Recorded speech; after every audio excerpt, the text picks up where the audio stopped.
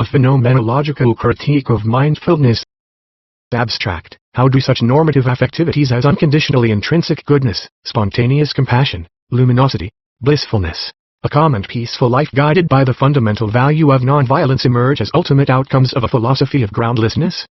Are they motivated by a sort of will to goodness, a preferencing of one affective dimension over others? It would seem that groundlessness for Francisco Varela and Evan Thompson doesn't apply to the thinking of affect and desire. Despite their claim that nihilism cannot be overcome by assimilating groundlessness to a notion of the will, they appear not to recognize that the positive affectivities they associate with meditative practice are, as dispositions of feeling opposed to other dispositions, themselves forms of willing. In The Embodied Mind, Varela and Thompson assert that Husserl, Merleau-Ponty and Heidegger's phenomenologies produce after-the-fact theoretical reflections that miss the richness of immediate concrete pre-reflective experience as present in the here and now. But Varela and Thompson's separating of being and becoming in their empirical approach leads them to misread these phenomenologists, and as a result to mistakenly give preference to mindfulness approaches which fall short of the radicality of Husserl and Merleau-Ponty. Varela and Thompson follow Husserl's method of reduction up to a point, stripping away acquired concepts associated with a naive belief in the independence of subject and object. They don't complete the reduction though, allowing subject and object to occupy separate moments. Varela and Thompson succeed in reducing materialist physicalism to fundamental codependency, but still find it necessary to ground intentional processes in a foundation of temporary self-inhering objectivities, the arising and subsiding, emergence and decay of transitional forms which inhere in themselves for a moment before relating to an outside. Varela and Thompson found the affectively, valuatively felt contingency of particular acts of other-relatedness in what they presume to be a primordial neutral point of pre-reflective conscious auto-affective awareness. But the phenomenologists show that attention, as a species of intention, is sense-making, which means it is sense-changing. Attention is affectively, valuatively and meaningfully implicated in what it attends to as co-participant in the synthesis, creation, constitution of objects of regard. As auto-affection turns reflexively back toward itself, what it finds is not the normative sameness and constancy of a neutral positivity, blissful, selfless compassion and benevolence toward all phenomena, but a newly sensing being. Mindful self-reflexivity, expecting to find only what it put there, instead is confronted with the self-displacement of its being exposed to and affected by an other. The basis of our awareness of the world isn't simply compassionate, empathic relational codeterminacy, but the motivated experience of disturbing change in relational codeterminacy. Introduction, Enactivism, the subject and the object, the innovative nature of the psychological concepts introduced within the embodied mind impelled Thompson and Varela to seek out a richer conceptual language than that available within cognitive science prior to the embodied turn. While the dualistic thinking of such figures as Descartes, Locke, Hume, Leibniz and Kant formed the philosophical basis of first-generation cognitivism, Varela and Thompson's rejection of the Cartesian separation of subject and object in favor of codeterminacy, embodiment and self-organization determined both the subjective and the objective aspects of the world to be groundless in themselves, that is, only meaningful in their dynamic interplay. The new reality for science of the loss of the Cartesian subject coupled with the fact of a radically interconnected world led them to incorporate ideas from two disparate traditions of thought. Pragmatist and phenomenological philosophy, in particular the work of Merleau-Ponty and Husserl, make subject-object interdependency fundamental to experience. And the middle way of Nihilist Buddhism shows a path toward consciousness of universal empathic connection in a groundless world. But while the inactive, embodied thinking of Varela, Thompson, and Roche made significant advances over the more traditional perspectives in psychology which they targeted, first-generation cognitivism, symbolic computationalism, a number of writers have argued that, despite their claims to have assimilated, and even exceeded the reaches of phenomenological insight, in relation to the work of Merleau-Ponty, Husserl and Heidegger, enactivism fails to depart from traditional philosophical assumptions in a number of respects. Their critiques focus on the claim that Varela and Thompson's approach to empirical methodology and corresponding mathematical idealizations remains within the naive attitude rather than being consonant with a transcendentally reduced phenomenological access to the world according to Merleau-Ponty and Husserl. For instance, Christopher Pollard argues that Varela and Thompson succumb to Merleau-Ponty's critique of the Gestaltists and Gelb Goldstein, by founding relational interdependency in a form of objectivist naturalism. Gelb and Goldstein have never named this third term between the psychic and the physiological, between the for itself and the in itself to which their analyses always led them and which we call existence. Hence their earliest works often fall back on the traditional dichotomy of body and consciousness. p.140n, Merleau-Ponty and Embodied Cognitive Science, Christopher Pollard. Furthermore, Varela's attempt to translate Husserl's notions of internal and absolute time into the naturalized language of complex nonlinear dynamical systems doesn't succeed in thinking beyond third-person clock time and formal geometrical notions of space. Francisco Varela's neurophenomenology of time, temporality of consciousness explained? Esteban Vargas, Andres Cornelius Johnson, Claudio Fuentes. In my own work, janushead.org, I have argued that, in comparison with certain phenomenological approaches, the capacity of enactivism to depict a meaning-making organization generating thoroughgoing affectation, interaction and novelty may be hampered by the reliance on a notion of psychobiological and interpersonal entities as discrete states, residing within each of the myriad temporary subagents and bits comprising a psychological system is a supposed literal, albeit near meaningless, identity. While the role of identity in enactivism is less prominent than in classical cognitivist frameworks, it replaces the idea of a centralized, self-present identity with that of a reciprocal system of contextually changing states distributed ecologically as psychologically embodied and socially embedded. I have alleged that their failure to banish the lingering notion of a literal, if fleeting, status residing within the parts of a psycho-biosocial organization may be responsible for the covering over of a rich, profoundly intricate process of change within the assumed frozen space of each part. What could be the basis of my claim that Varela and Thompson treat the parts of a psychological organization as ossified centers resistant to novelty, considering that the dynamical properties of enactive embodied systems specifically determine psychological processes as non-representational and non-decoupleable variables changing continuously, concurrently and interdependently over time? The issue here centers on the understanding of the phenomenological experience of time, the philosophical discussion of which has been ongoing since Aristotle. Varela 1999b recognizes that the present is not properly understood as an isolated now point. It involves not just the current event but also the prior context framing the new entity. We don't hear sequences of notes in a piece of music as isolated tones, but recognize them as elements of an unfolding context. As William James wrote, earlier and later are present to each other in an experience that feels either only on condition of feeling both together. p.77. The key question is how this both together is to be construed. Is the basis of change within a bodily organization, interpersonal interaction, and even the phenomenal experience of time itself, the function of a collision between a separately constituted subjective context and present objects, or is it instead an interweaving of a subject and object already changed by each other, radically interpoled or interaffected? I contend that for Varela and Thompson it is the former, that they conceive the both together of the pairing of subject and object as a conjunction of separate, adjacent moments. I am not suggesting that these phases are considered as unrelated, only that they each are presumed to carve out their own temporary identities. This thematic appears within Varela and Thompson's psychological approach as a linkage of self-affection to an embodied neural organization of reciprocally causal relations among non-decoupleable parts or subprocesses. While these components interact constantly, Varela 1996b says, in brain and behavior there is never a stopping or a dwelling cognitive state, but only permanent change punctuated by transient stabilities underlying a momentary act. It doesn't seem as if one could go so far as to claim that the very sense of each participant in a neural organization is intrinsically and immediately dependent on the meanings of the others. I suggest it would be more accurate to claim that each affects and is affected by the others as a collision of temporary bodies. Varela 1999a offers, lots of simple agents having simple properties may be brought together, even in a haphazard way, to give rise to what appears to an observer as a purposeful and integrated whole. p.52. The bare existence of each of these agents may be said to precede its interaction with other agents, in that each agent occupies and inheres in its own state, presenting its own instantaneous properties for a moment, apart from, even as it is considered conjoined to, the context which conditions it in the future which is conditioned by it. Mindfulness and the living present. My aim in this paper is to show how Varela and Thompson's separating of being and becoming into discrete moments in their empirical approach leads them to misread Husserl and Merleau-Ponty's phenomenological models, and as a result to mistakenly give preference to mindfulness approaches which, while in many respects consonant with the pragmatism of Dewey, James and Putnam, fall short of the radicality of Husserl and Merleau-Ponty. What do Varela and Thompson think mindfulness approaches have to offer that the phenomenological thinking of Husserl, Merleau-Ponty and Heidegger cannot provide? They assert that Husserl, Merleau-Ponty and Heidegger's accounts produce after-the-fact theoretical reflections that miss the richness of immediate concrete pre-reflective experience as present in the here and now. Husserl's turn toward experience and the things themselves was entirely theoretical, or, to make the point the other way around, it completely lacked any pragmatic dimension.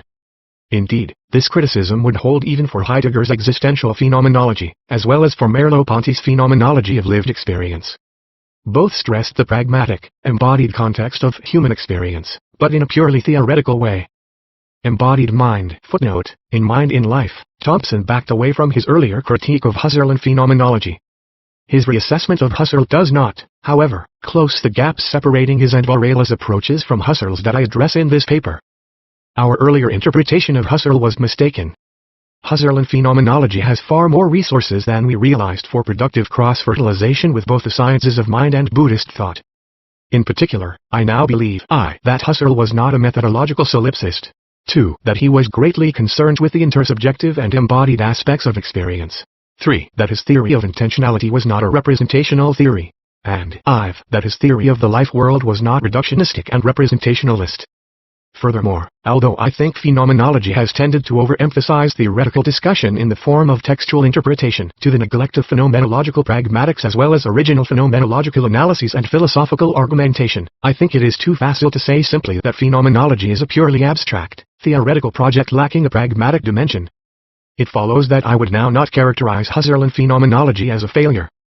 Varela and Thompson's claim that Buddhist originating practices of mindful awareness reorientate experiencing from a phenomenological after-the-fact theoretical stance to the immediate here and now centers on its techniques of attentive meditation. Let's take a look at the structural features and affective implications of Varela and Thompson's interpretation of mindful attention in relation to Merleau-Ponty, Husserl and Heidegger's accounts of primordial consciousness. Varela and Thompson distinguish two stages of meditation. Mindful meditation selectively directs attention to either the focused observing of particular objects, concentrating the mind, or to a non-object-centered panoramic perspective, a reflexive turning toward the very nature of consciousness. Traditionally, texts talk about two stages of practice: calming or taming the mind, Sanskrit, shamatha, and the development of insight, Sanskrit, vipassana. Shamatha, when used as a separate practice, is in fact a concentration technique for learning to hold, tether is the traditional term, the mind to a single object. The purpose of calming the mind in Buddhism is not to become absorbed but to render the mind able to be present with itself long enough to gain insight into its own nature and functioning. Embodied mind. It is the insight stage that forms the core of Varela and Thompson's claims for the ethical force of mindfulness. The following are some of the structural formal features of this stage of supreme contemplative consciousness that Varela and Thompson mention: infinite, eternal, non-conceptual, internal, sheer awareness, no sensory objects, sustained attention to the here and now, mindful awareness as panoramic perspective, essential nature, transcending existence and non-existence, free of conceptual mediation, non-intentional, non-object directedness, self-reflexive, self-luminous, undifferentiated awareness, no sense of distinct subject aware of a distinct object, non-reflective and open awareness, free of thoughts and images, intense mindfulness of what arises from moment to moment in the mind to undo conditioned habits. Implicit in Varela and Thompson's mindfulness account is a theory of attention. Contemplative attending is a neutral observational gaze occurring prior to and separate from intendings of specific objects, but which provides the primordial condition of possibility for all intentional acts, habits, objectivities. Meditation is thought to support a bare attention, or passive observational stance, unobtrusive enough to avoid disturbing target experiences or coloring their description with theoretical preconceptions. Mindful meditations is paying attention in a particular way, on purpose, in the present moment, and non-judgmentally. Mindfulness registers experiences, but it does not compare them. It does not label them or categorize them. It just observes everything as if it was occurring for the first time. It is not analysis which is based on reflection and memory. It is, rather, the direct and immediate experiencing of whatever is happening, without the medium of thought. It comes before thought in the perceptual process. Davis and Thompson. With the full achievement of samatha, one disengages the attention from the previous meditative object, and the entire continuum of one's attention is focused single-pointedly, non-conceptually, and internally in the very nature of consciousness. Only the aspects of sheer awareness, clarity, and joy of the mind appear, without the intrusion of any sensory objects. Varela and Thompson's dissatisfaction with the phenomenologies of Husserl, Merleau-Ponty and Heidegger stems from their belief that phenomenology begins from intentional and reflective acts as derived and secondary constructions built on top of the immediate neutral pre-objectifying awareness performed by the act of mindful attention. Phenomenological approaches can only indirectly point to this immediacy from the outside via theoretical reflective and intentive modes. Intentionality is the formation of conditioned habit, and attention is the mind's immediate access to the field of experience prior to the construction of causal relations. Varela and Thompson's belief that the neutral observational awareness of groundlessness afforded by mindfulness techniques gives immediate access to the here and now makes mindfulness an observation rather than a creation mechanism. That is to say, meditative attention gives neutral access to the immediate richness of changeable experience without itself comprising a constitutive, sense-making activity. It is instead a sense-observing process. Husserl and Merleau-Ponty on attention, contrary to Varela and Thompson's assertions concerning the primacy of neutral attention, Husserl's and Merleau-Ponty's discussions of the philosophical history of the concept of attention would appear to place Varela and Thompson's theory of attention within the context of empiricist and idealist orientations put into question by phenomenology. In their depiction of an independence between the objects of awareness and the minds attending to it via a neutral re-objectifying observational stance, Varela and Thompson share features with empiricist, sensualist, and idealist, intellectualist, philosophical approaches to the concept of attention. Merleau-Ponty states, "We must now show that its intellectualist, idealist, antithesis is on the same level as empiricism itself." Both take the objective world as the object of their analysis, when this comes first neither in time nor in virtue of its meaning. And both are incapable of expressing the peculiar way in which perceptual consciousness constitutes its object. Both keep their distance in relation to perception, instead of sticking closely to it. This may be shown by studying the history of the concept of attention. In a consciousness which constitutes everything, or rather which eternally possesses the intelligible structure of all its objects, just as in empiricist consciousness which constitutes nothing at all, attention remains an abstract and ineffective power, because it has no work to perform. Consciousness is no less intimately linked with objects of which it is unheeding than with those which interest it, and the additional clearness brought by the act of attention does not herald any new relationship. It therefore becomes once more a light which does not change its character with the various objects which it shines upon, and once more empty acts of attention are brought in place of the modes and specific directions of intention. Cassirer Merleau-Ponty explains that to attend to any experience is not merely to shine a neutral light on it, but to articulate a new sense, the active constitution of a new object. It is to identify a new figure and in doing so, to transform the sense of the previous figure along with its background. Attention, therefore, as a general and formal activity, does not exist. Rather than there being a general capacity for neutral observation, a universal kind of attention necessary for any moment of consciousness, it is literally a question of creation. Attention is a change of the structure of consciousness, the establishment of a new dimension of experience, the setting forth of an a priori. To pay attention is not merely further to elucidate pre-existing data, it is to bring about a new articulation of them by taking them as figures. The miracle of consciousness consists in its bringing to light, through attention, phenomena which re-establish the unity of the object in a new dimension at the very moment when they destroy it. Thus attention is neither an association of images, nor the return to itself of thought already in control of its objects, but the active constitution of a new object which makes explicit and articulate what was until then presented as no more than an indeterminate horizon. Husserl, like Merleau-Ponty, sees attention as an intentive act of creation rather than a light which does not change its character with the various objects which it shines upon. Attention is one of the chief themes of modern psychology. Nowhere does the predominantly sensualistic, empiricist character of modern psychology show itself more strikingly than in the treatment of this theme, for not even the essential connection between attention and intentionality this fundamental fact, that attention of every sort is nothing else than a fundamental species of intentive modifications has ever, to my knowledge, been emphasized before. Ideas dazed by the confusion between object and mental content, one forgets that the objects of which we are conscious are not simply in consciousness as in a box, so that they can merely be found in it and snatched at in it, but that they are first constituted as being what they are for us, and as what they count as for us, in varying forms of objective intention. One forgets that an intending, or reference is present, that aims at an object, a consciousness is present that is the consciousness of this object. The mere existence of a content in the psychic interplay is, however, not at all this being meant or being referred to. This first arises when this content is noticed, such notice being a look directed towards it, a presentation of it. To define the presentation of a content as the mere fact of its being experienced, and in consequence to give the name presentations to all experienced contents, is one of the worst conceptual distortions known to philosophy. Logical investigations. The codependent, embodied nature of the inactive mind would seem to insulate mindful attention from Husserl's and Merleau-Ponty's critiques of sensualist and idealist approaches to attention. Varela and Thompson have insisted that the meditative mind that is attending to the rising and passing away of temporary forms is not a box in the sense of a Cartesian theater in which contents display themselves before a passive onlooker. On the contrary, with regard to concentrated attention, they have pointed to the conditioning effect of selective attention on objective appearance. For instance, concentrated attention on the thought of an object can have an anticipatory effect, priming the perceived object for more rapid identification, while focused attention can determine which of two competing images will be seen, and for how long, in binocular rivalry studies from the 5 aggregates to phenomenal consciousness. Towards a cross-cultural cognitive science. Jake H. Davis and Evan Thompson. But these examples concern the use of attention to alter the circumstances of the appearance of content, whose constitution cannot be said to be inseparable from the act of attention itself. Specifically in the case of non-object-directed attention, according to Varela and Thompson, intentional acts are not involved. There is no aiming at single-quote objects. The mind's attention to the fact of irreducible interdeterminacy, pre-reflective reflexive auto-affection, and change in the sense of embodiment over time through reflective and intentional acts of selective attention are treated as distinct and separable moments, with the latter being constituted out of the former in a second step of aiming at objects.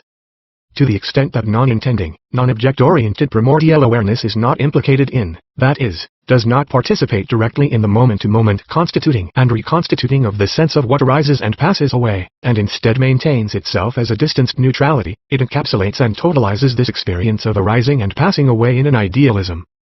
For Husserl, concentrated attention does not simply prime, select, reinforce or condition the appearance of objects.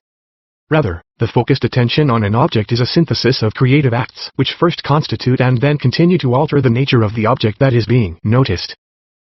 The object in itself is transcendent, never seen as an actual whole, but rather from moment to moment as a changing concatenation of retentional memory, pretensional anticipation and impressions of immediate sense. Turning toward and heeding an object implies a belief in its continuity, a continuity which is nothing other than this constantly changing flow of sensations synthetically held together as unitary via memory and anticipation. Thus, the initial turning toward an object is already a synthetic act of constitution. Attention, as a species of intention, is sense-making, which means it is sense-changing. Attention is affectively, valuatively and meaningfully implicated in what it attends to as co-participant in the synthesis, creation, constitution of objects of regard. We are continuously directed toward the object itself. We execute the uninterrupted consciousness of experiencing it. The consciousness of its existence is here a belief in act. By virtue of the accord in which the perceptive appearances flow off in original presentation, retention, and pretension, an accord of continuous self-affirmation, belief is continuous certainty of belief, which has its certainty in this originality of the object in its living being present. Experience and judgment. Attention involves itself in the co-creation of sense as a striving, an intending beyond itself. In general, attention is a tending of the ego toward an intentional object, toward a unity which appears continually in the change of the modes of its givenness and which belongs to the essential structure of a specific act of the ego, an ego act in the pregnant sense of the word. It is a tending toward in realization. In the continuity of the experience of the object, there is an intention which goes beyond the given and its momentary mode of givenness and tends toward a progressive plus ultra. It is not only a progressive having consciousness of but a striving toward a new consciousness in the form of an interest in the enrichment of the self of the object which is forthcoming eo ipso with the prolongation of the apprehension. Thus the tendency of the turning toward continues as a tendency toward complete fulfillment. The inception of an act of turning toward, of paying attention to what exists, puts into play an activity with a tendency, a striving. It is a striving toward realization, a doing which includes different forms of discontinuance and completion. Experience and judgment. Derrida captures the primordial nature of awareness as senses intending ahead of itself in the following passages. The coincidence between the constituting and the constituted moments is the absolute unity of senses movement, i.e. the unity of the non-coincidence and of the indefinite co-implication of the constituted and constituting moments in the absolute identity of a living present that dialectically projects and maintains itself. The living present as the absolute of intentionality is passage, wherein every adventure is a change of direction, conversion, and every return to the origin an audacious move toward the horizon. Being is a sense, a teleological ought-to-be which constitutes being as movement. Introduction to Husserl's Origin of Geometry. Heidegger also speaks of the intentional structure of motivated attending to as letting oneself be affected, being ahead of oneself, the moment of awareness as foreign and familiar at the same time. One cannot construct being in the world from willing, wishing, urge, and propensity as psychical acts. Zolikon. The desire for this conversation is determined by the task I have before me. This is the motive, the for the sake of which, Swegen. The determining factor is not an urge or a drive, driving and urging me from behind, but something standing before me, a task I am involved in, something I am charged with. This, in turn, this relation to something I am charged with, is possible only if I am ahead, Vorweg, of myself. Zolikon. This relation with something standing before me isn't my passive observing of an object passing through my field of awareness, but a meeting between what confronts me and what I project ahead of me from my having been. My intending isn't a theoretical, but a temporal process underlying the neutrality of passive attention, and revealing the latter as a naive, inauthentic mode of awareness. How would Husserl reinterpret the notion of mindful attention as the acknowledgement and acceptance as it is, of each thought, feeling, or sensation that arises in the attentional field? As a phenomenological process, the achievement of such a condition of mind involves acts of reflection and abstractive intention constituting a relational totality out of separately experienced parts, events, objects. The acknowledging and accepting of each particular takes place as a series of constitutive steps, beginning with a change of interest away from the grasping of each particular, toward an abstracting away of everything meaningful about the parts except their belonging to a relational whole. The achievement of this whole requires a reflective, retentive pretentive holding together of past parts simultaneously with newly appearing ones. Whereas for Varela and Thompson, this panoramic awareness of codeterminacy is the primordial basis of consciousness in general, the very nature of consciousness, for Husserl arriving at the consciousness of groundlessness only achieves a partial reduction of naturalism. Varela and Thompson follow Husserl's method of reduction up to a point, stripping away acquired concepts associated with a naive belief in the independence of subject and object from each other. They don't complete the reduction though, allowing subject and object to occupy separate moments. As a result, the achieving of Varela and Thompson's optimal state of sheer, groundless awareness is the attainment of an intentionally based empiricism.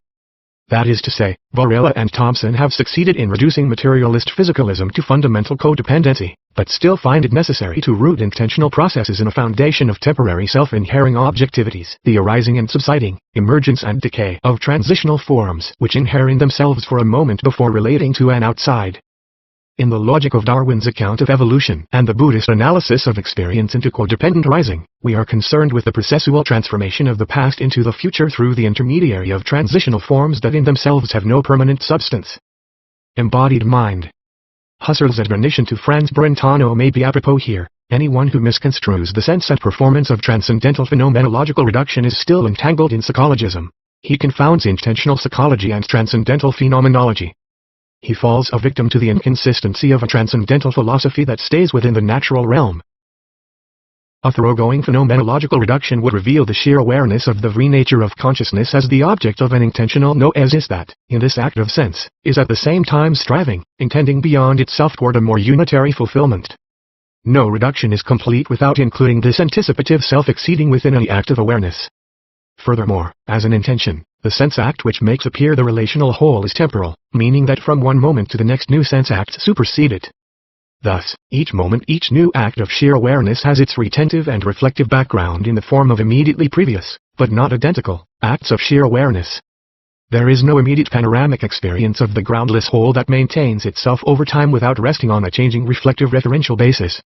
In short, the experience of neutral attention unfolds as intentional activity whose objective sense of neutrality, accepting and acknowledging will subtly, or not so subtly, depending on circumstances, shift meaningfully, valuatively and affectively from moment to moment in the ongoing flow of temporally constitutive intentional synthesis. Any vantage claiming to be both an immediate pre-reflective experiencing of the ever-changing now and neutrally observational exposes itself as naive. What Varela and Thompson recognize about the shortcomings of the Cartesian self can be turned back against their depiction of immediacy of awareness as reflexive and inhering in itself as auto-affection. If there were a solid, really existing self hidden in or behind the aggregates, its unchangeableness would prevent any experience from occurring. Its static nature would make the constant rising and subsiding of experience come to a screeching halt. Embodied mind. Just as there is no solid self, there is no neutral, panoramic vantage from which we can totalize the changeableness, constant arising and subsiding of experience. The contemplative experiencing of codependent relating is, from moment to moment, itself a unitary meaning or sense, with concrete, affective and valuative dimensions, as this panoramic sense of relational codeterminacy. It is an intentional act, and therefore intends beyond itself into new sense in every moment of its instantiation. If this were not the case, if the transformative impetus of the intending beyond itself were not allowed to insert itself in the very heart of contemplative neutrality, self-reflexivity and internality, then the contemplative insight of endless relational changeability would reduce to pure identity. Varela and Thompson say mindfulness is about opening oneself to practical immediate embodied activity and change, but they found actual activity on a totalizing ideal of activity based on the idealized nows of neutral clock time. What Merleau-Ponty says about the in-itself empirical object may apply equally to Varela and Thompson's for itself mindful subjectivity as sheer self-reflexivity, self-luminosity, and peaceful rest in itself. Thompson writes for the Advaitines, cognition consists in a reflexive awareness of its own occurrence as an independent prerequisite for the cognition of objects. In other words, the defining feature of cognition is reflexivity or self-luminosity, not intentionality, object-directedness, which is adventitious. In contrast to these sentiments, Merleau-Ponty argues, the identity of the thing with itself, that sort of established position of its own, of rest in itself, that plenitude and that positivity that we have recognized in it already exceed the experience, are already a second interpretation of the experience. We arrive at the thing object, at the in itself, at the thing identical with itself, only by imposing upon experience an abstract dilemma which experience ignores. The relation between what I see and I who see is not one of immediate or frontal contradiction. The things attract my look, my gaze caresses the things, it espouses their contours and their reliefs. Between it and them we catch sight of a complicity, mindful attention and primordial value feeling. Having delineated the differences between mindfulness thinking on attention and that of Husserl and Merleau-Ponty, we are now in a position to understand the basis of the affective, valuative and ethical claims that Varela and Thompson make concerning the outcome of proper immersion in mindfulness. They provocatively assert that a thoroughgoing understanding of the decenteredness of personhood, and of reality as a whole, can lead, through the use of contemplative practice of mindfulness, to the awareness of universal empathy, compassion and benevolence. In Buddhism, we have a case study showing that when groundlessness is embraced and followed through to its ultimate conclusions, the outcome is an unconditional sense of intrinsic goodness that manifests itself in the world as spontaneous compassion. Thompson, Phenomenology and Contemplative Experience. Our natural impulse is one of compassion, but it has been obscured by habits of ego clinging like the sun obscured by a passing cloud. Embodied mind. Sebastian Voros articulates this in the following way. Someone who has realized the emptiness of things, sunyata, that is who has directly experienced that things have no independent existence, but emerge in mutual codetermination, will be permeated with boundless compassion, karuna. And someone who has realized boundless compassion, karuna, towards all sentient beings, will grasp the emptiness of all things, sunyata. The chasm of the groundless ground, of the dialectical betwixt, that opens up in such practices can be terrifying at first, but is ultimately comprehended as the existential wellspring of boundless compassion and limitless peace. When there are no more boundaries between myself and the other, when I am the other and the other is me, there can be no animosity, hatred, or anxiety between us. This is the crux of St. Augustine's famous saying, ama, et fac quid vis, love, and do what you will. Love, understood in terms of the Christian selfless love, agape, analogous to Buddhist compassion, karuna, is the cohesive force of interbeing, the groundless ground of genuine peace and coexistence. The optimal state of mindful awareness manifests and expresses itself by a chain of valuatively effective ethical sentiments that include unconditional, intrinsic, spontaneous compassion and benevolence, fundamental warmth toward the phenomenal world, concern for the welfare of others beyond mere naive compassion, joy and of the mind, quiescent, blissful, peaceful and tranquil sentence, guided by the fundamental value of nonviolence. How do Varela and Thompson get from groundlessness of self to such positive valuations as selfless compassion? We can derive these affective and valuative modes of sensing directly from the supposed neutrality of the mindfully attentive gaze. The first observation we can make is that, while on the one hand attention is affectively and valuatively neutral and, on the other hand benevolent compassion is affectively positive, the positive values achieved through mindful awareness share with attention a constancy of valuative tone. Attentional neutrality is not the absence of affective sense, but a particular mode of valuative sensing that is presumed to perpetuate itself. What gives mindful awareness the temporal constancy of its valuative positivity is the same feature that allows for the supposed ongoing neutrality of the attentive gaze. As we have seen, Varela and Thompson split off the attentive regard from the objects of its regard, according subjective attention and objective appearing their own moment of neutral self-inherence as for itself and in itself. For Varela and Thompson, the mind's attention to the fact of irreducible interdeterminacy, pre-reflective reflexive auto-affection and change in the sense of embodiment over time through reflective and intentional acts are treated as distinct and separable moments. We can connect Thompson's depiction of the meditating mind reposing, awake and alert, in the sheer luminosity of consciousness, its quality of non-reflective and open awareness, without attending exclusively to any particular object or content, with his empirical description of pre-reflective consciousness. The fact that there is felt experience, the fact that there is something it is like for the subject, depends on the basic alerting function, distinct from the higher-level mechanisms of selective attention that come into play in determining what one is conscious of. In contrast, the particular contents of consciousness, what it is like for the subject, depends also on how this consciousness is directed to particular objects and properties through selective attention. Put another way, the particular contents of phenomenal state consciousness can be seen as modifications or modulations of a basal level of creature consciousness dependent on the alerting function. Arriving at mindfulness from everyday modes of awareness is an achievement and the result of a training process, but once this mode of consciousness has been attained, the ongoing flow of compassionate, non-objectifying awareness is not considered as being in itself the continued goal-directedness of an intentional achievement. In other words, one must work toward the goal of getting back to the natural state of being that one has drifted away from through ego-clinging habits. Because the boundless empathy of integrative ideality is presupposed as preceding and underpinning the possibility of all intentional acts, residing in this manner of originary awareness is not a dwelling within intentionality and achievement orientation, but an empty, goal-less self-reflexive movement of thought, non-intentional and non-object directed, a constant background thematic and valuative affective tone which does not change its positive sense, empathetic and peaceful, over time, just as attention does not lose its distanced neutrality over time as it observes the constantly changing particularities that flow into and out of the now of awareness. If we subject Varela and Thompson's dualism of fact of consciousness and intentional sense of awareness to a Husserlian reduction, we get the following. It is one thing to say along with Merleau-Ponty, Heidegger and Husserl, that codeterminacy is primordially built into the structure of awareness. It's another thing to claim that a particular valuative tone, the neutrality of the sheer fact of what it is like, or the self-reflexive positivity of compassion, is essentially, normatively associated with this primordial structure of awareness. Where Varela and Thompson find only the fact of irreducible interdeterminacy at the core of primordial awareness, Husserl reduces this supposed constant ongoing essence to the temporality of a momentary intentional act determined via a unique object and manner of givenness. In the essence of the mental process itself lies not only that it is consciousness, but also whereof it is consciousness, and in which determinate or indeterminate sense it is that. Ideas I. For Husserl, a specific shift in interest is involved in generating the positive valuative regard of selfless, compassionate, benevolent, joyful feelings toward others. This shift in sense involves a specific achievement, a move from a lesser sense of relational intimacy to that of greater relational interdependency. Affectivities such as unconditionally intrinsic goodness, spontaneous compassion, luminosity, blissfulness, a calm and peaceful life guided by the fundamental value of nonviolence are normative valuations motivated by a sort of will to goodness, the goodness of interdependence, a preferencing of one affective experience, totalizing integrative unity over others, disconnection and isolation. In order for an awareness of codeterminacy to maintain itself as positive affectivity, it must think itself as more, and other than, the self-reflexive repetition of the initial achievement of this state of being. It must continue to strive, aim to achieve, intend beyond itself.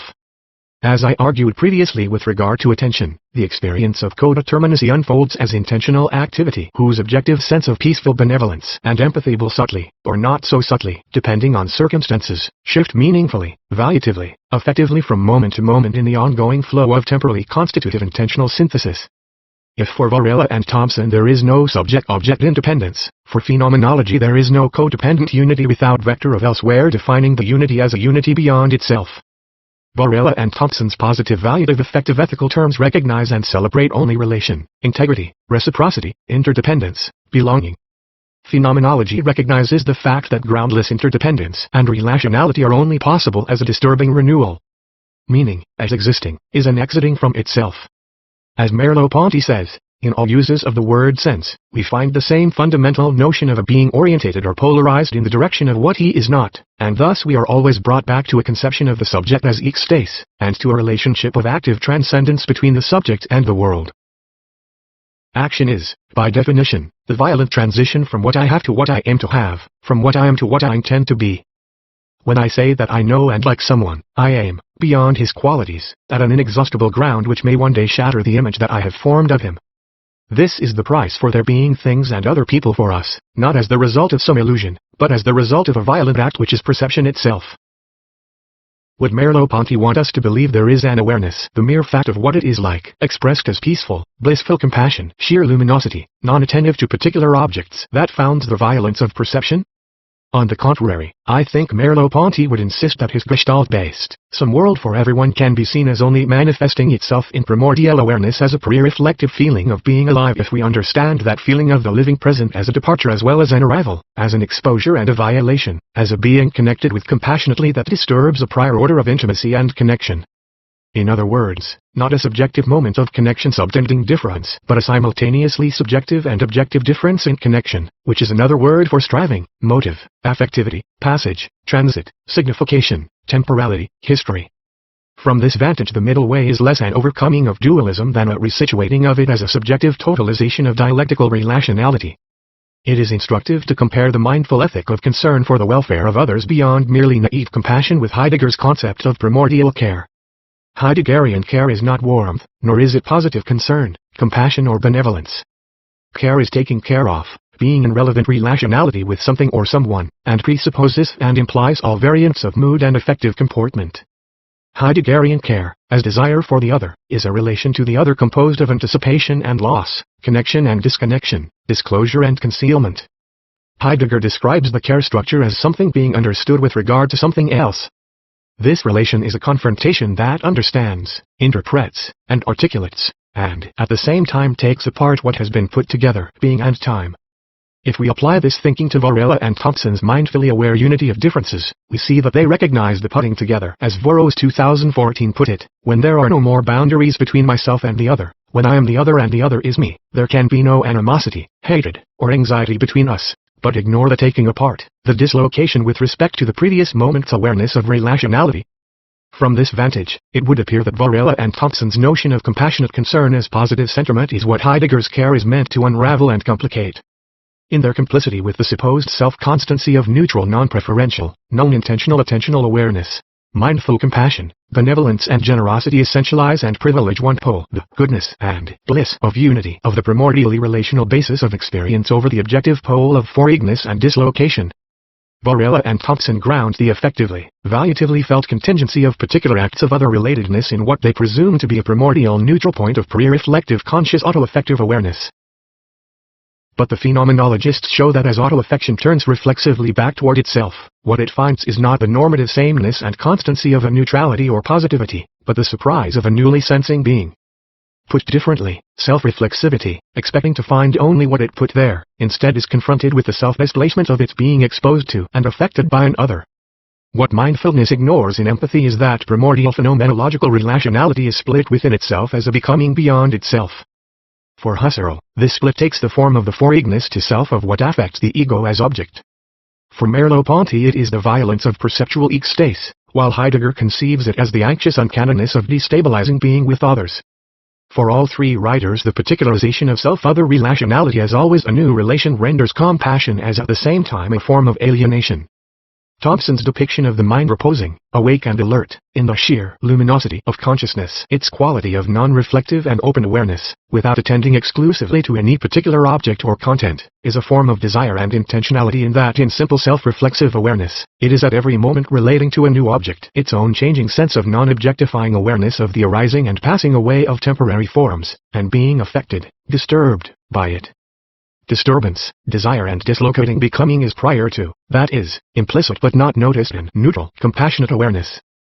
Compassion is at the same time the violation of a previous relation. Sense is always determined by the particularity of the phenomenon itself, the thing itself. The basis of our awareness of the world isn't simply relational codeterminacy, but the experience of motivated, desiring change in relational codeterminacy. For Husserl and Merleau-Ponty, every moment of return to the thinking of totality conjures a different affect and a slightly different motivated meaning of the whole. Feelings of compassion and benevolence belong to an infinite spectrum of always changing affectivities of positive and negative valence. Phenomenal awareness as transition from one kind of relational unity to another can just as well be malevolent as benevolent. Within the range of kinds of relationality, a particular phenomenal awareness may be a lessening of compassion or a strengthening of it. We cannot say it is always benevolent, only that it is always a new sense of the correlational, that it is never without codeterminacy. Becoming is the restless anxiety of desire, striving, motivation, and the ground of all affect and valuation. Primordial awareness is from moment to moment a new way of being affected by the world, and thus, whatever else it is effectively in its particular and contingent experience of, now, a kind of astonished terror. I'll conclude with these thoughts from Heidegger concerning the complex affective basis of fundamental awareness as thrownness and transit. Thus thrown in this throw, man is a transition as the fundamental essence of occurrence. Man is history, or better, history is man. Man is enraptured in this transition and therefore essentially absent. Absent in a fundamental sense, never simply at hand, but absent in his essence, in his essentially being away, removed into essential having been and future essentially absensing and never at hand, yet existent in his essential absence. Transposed into the possible, he must constantly be mistaken concerning what is actual. And only because he is thus mistaken and transposed can he become seized by terror. And only where there is the perilousness of being seized by terror do we find the bliss of astonishment being torn away in that wakeful manner that is the breath of all philosophizing,